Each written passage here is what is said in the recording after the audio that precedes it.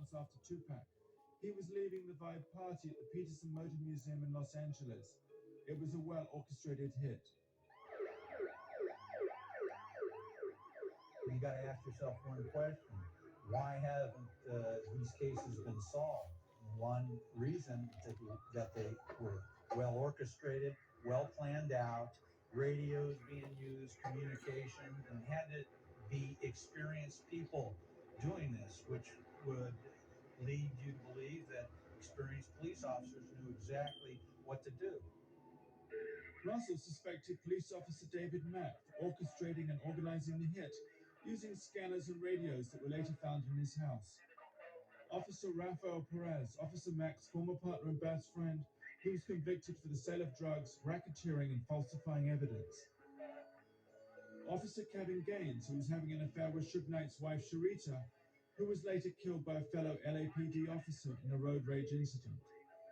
Russell also suspected Harry Billups, aka Amal Mohammed, as a possible hitman. He's godfather to Officer Mack's kids. Officer Mack was later convicted for this bank robbery. You had a witness in Biggie's entourage who identified David Mack as being at the Peterson Museum.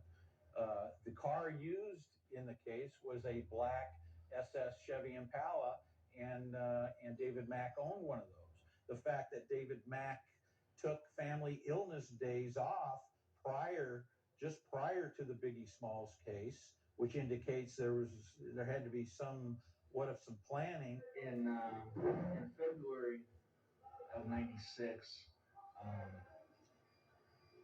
several LAPD officers, including Rafael Perez, Nito Durden, and David Mack,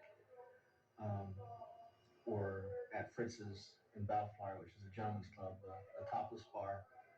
And at that meeting was also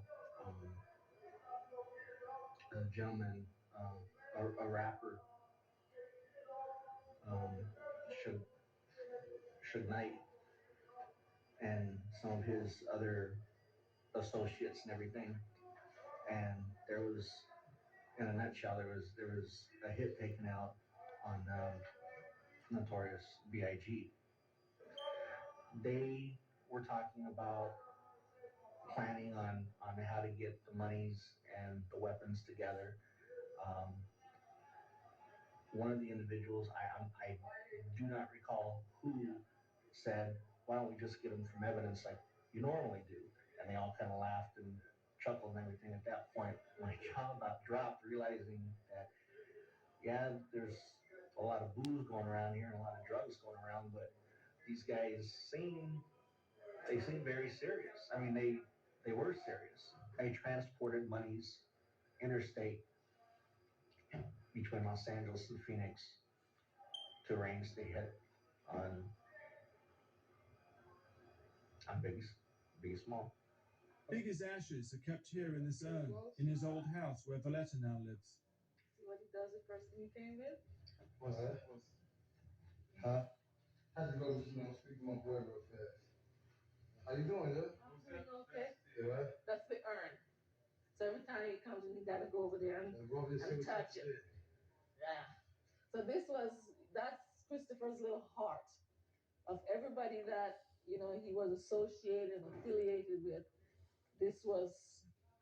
He meant a lot to my son, and those are my son's words. I asked Little C's where he was sitting in the car with Biggie. Yeah, I was right behind him. He was in the passenger seat, and I was right behind him. In the back seat, I was right there. Yeah. And what did you see? I just seen the car just roll up and just start shooting in there. One dude in the car by itself. You know what I'm saying? I was sitting outside the window. I was looking out the window, and the car just rolled up, stopped right there. On the angle, I said, start shooting the car. He only shot through Big's door. So this was something that whoever did it, they had to see all that. They had to plan it, because it happened too good. And it was police out there. They shut the party down from a fire drill, so it was police there.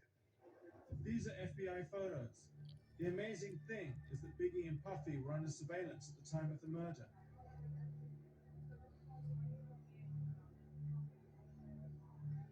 So did you see the FBI? Yeah, I saw them, and after the Biggie death, you know, I had spoke to a couple of police, and I saw a couple of pictures that they had when they was watching us. They were showing me pictures of me, asking me who is that? I'm telling them that's me.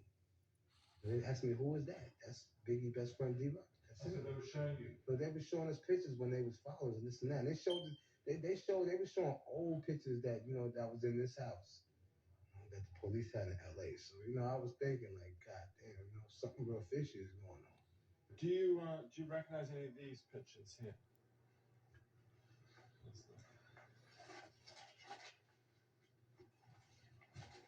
This is the individual That one. this one right here. That one. Yeah, that's the one Lucy's did for the police. That's him right there. That's him. Yeah. That's him. That's the guy that came up to me. That guy. That guy right there. That's him. Yeah. But you ever shown his picture before? That's definitely him, though. Yep. Wow. That's Harry Billups. That's who? He's called Harry Billups. Amir Mohammed, right? That's his name. That was the guy.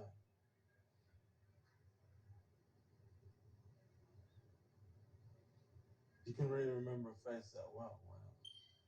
You'd be surprised why.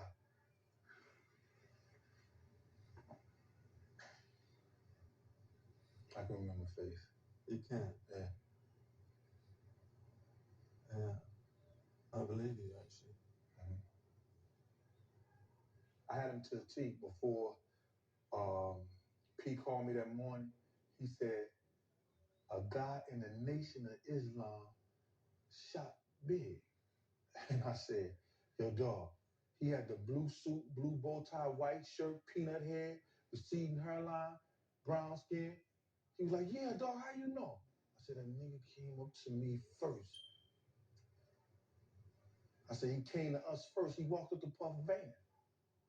And I got him off. And he was like, get the fuck out of here. I was like, yeah, straight up, for real. He came up there first. It's amazing the police never showed you that still picture before. Can't call him. Nope. They never showed it to you before. They showed me a lot of other shit. You know what I'm saying? Hackey claims he was betrayed by the FBI. He wasn't given the promotion he was promised, and they then let him languish in jail. Hackey says he has the documents to prove his claims. No.